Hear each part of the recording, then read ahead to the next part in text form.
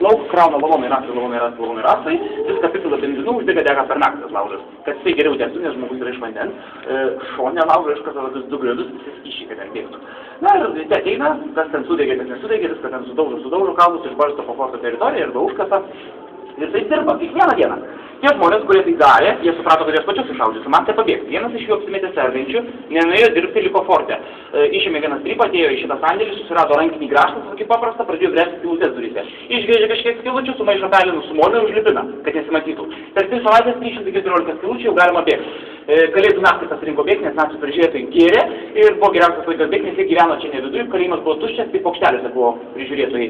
64 kaliniai išėma strypas ir ateina kitas kalėjimo kameras, atbėga čia, išmuša tą skylę ir pabėgė į lauką. Antrą kalėdų dieną naktį atsikelia, žiūri tuščias, žmonių nėra. Pradėjo ieškoti, 37 sugavo sušaudė, 27 liko gyvi. Šiuo metu gyvi 2 žmonės, kurie pabėgo pro šitas duris. Vienas iš jų yra parašęs knygą. Jo vardas yra Aleksas Faitelsonas. Toje knygoje yra rašoma, kaip vyko pabėgimas, tik viena problema, kad ten rašo, kad jisai organizavo pabėgimą. Jam tuo metu buvo 19 metų, buvo žymiai vyresnių žmonių, tai abejojama ar galėjo jis organizuoti. Kitas dalykas, ten rašo, kad reikėjo pasislėpti nuo paukštelio.